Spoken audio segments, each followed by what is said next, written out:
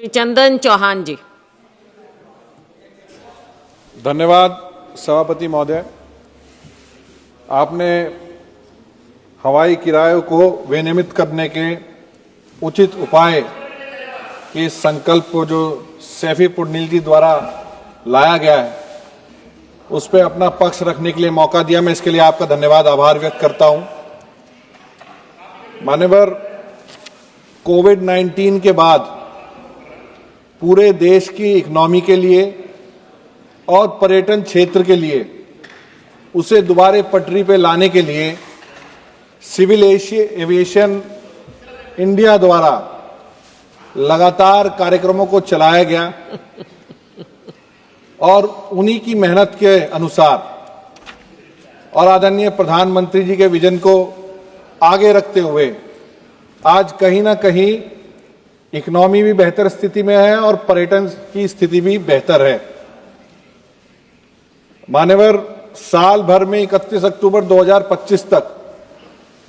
लगभग 3.25 लाख फ्लाइट्स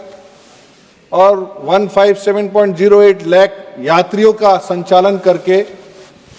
अपने आप में इस मिनिस्ट्री ने और सिविल एविएशन ने अपनी मेहनत का मुजाहरा पूरे देश के सामने और बढ़ती इकोनॉमी के सामने रखने का काम किया है। मान्यवर, मैं उत्तर प्रदेश जो एक बड़ा राज्य है पूरे देश का, वहां से आता हूं, जहां पहले वहां लगभग 2017 से पहले 4 हवाई अड्डे हुआ करते थे। वहीं आज 5 बड़े इंटरनेशनल एयरपोर्ट्स के साथ 21 से अधिक एयरपोर्ट हैं और लगभग बड़ी संख्या में, चाहे प्रयागराज हो, अयोध्या हो, गोरखपुर हो, कानपुर हो, कुशीनगर, बनारस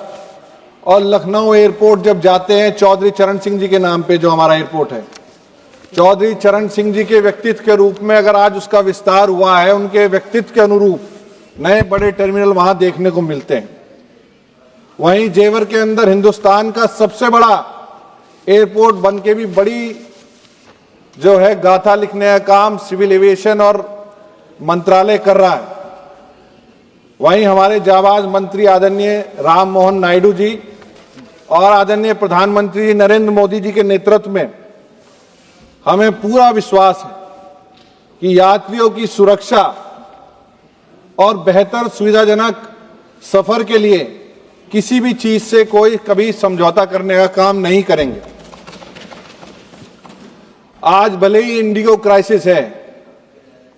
और वहां जो सरकार द्वारा और आदरणीय मंत्री जी द्वारा स्टेप्स लिए गए हैं, एक संकट का समय तो आया, पर वहीं निश्चित रूप से जनता के अंदर पारदर्शी तौर पे ये संदेश जाने का काम हुआ, चाहे क्योंकि और भी एयरलाइंस हमारे पास हैं, यहाँ और भी साथी बोल रहे थे, चाहे एयर इंडिया हो, हमारी एयर अलायंस हो,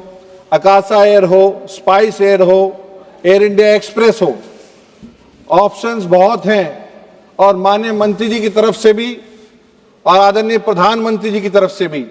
सीधा संदेश गया है कि किसी भी तरह की ब्लैकमेलिंग मंत्रालय या सिविल एविएशन किसी रूप में भी स्वीकार नहीं करेगा। आदरणीय सभापति जी, फ्लेक्सी फेयर जहां विभिन्न समय में, चाहे त्योहारों का समय हो, आपदा का समय रहा हो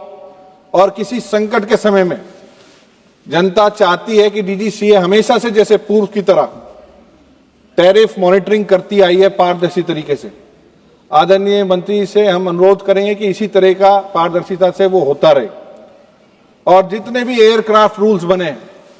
ये रूल्स सभी बेहतर सुविधा उपलब्ध कराने के लिए बने। इन रूल्स में समय समय पे चाहे बदलाव किए जाएं,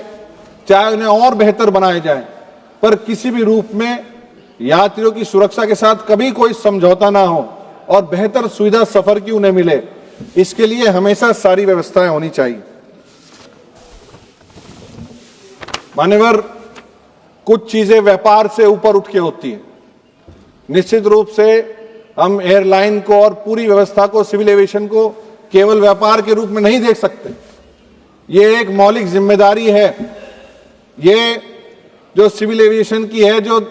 बहुत से सपनों को, बहुत सी जरूरतों को भारतीय नागरिक की, आम नागरिक को पूरा करने का काम करती। इसे हम किसी भी रूप से टैरिफ के और अन्य जो हमारे जो रेगुलेशंस हैं या फिर फेयर्स हैं उनकी पेचीदगी में नहीं फंसा सकते। मैं अपनी बात को अंतिम रूप में देते हुए, क्योंकि समय और भी साथियों को बोलना है, मैं निश्चित रूप से इस संकल्प पे जो विचार प्रस्तुत हुए हैं, मैंने अपने विचार भी रखे, अपने पार्टी का भी पक्ष रखा और जो पूरा भरोसा है मैं आदरणीय मंत्री जी पे, राम मोहन जी पे, कि वो निश्चित रूप से पूरा जो है सख्त से सख्त कार्रवाई करते हुए बेहतर सुविधाएं यात्रियों के लिए सुनिश्चित करने का काम करेंगे। हमारे यहाँ चाहे सरसावा हो चाहे मेरठ हो, छोटी स्मॉल स्ट्रिप्स की हमारी मांग लगातार रहती है।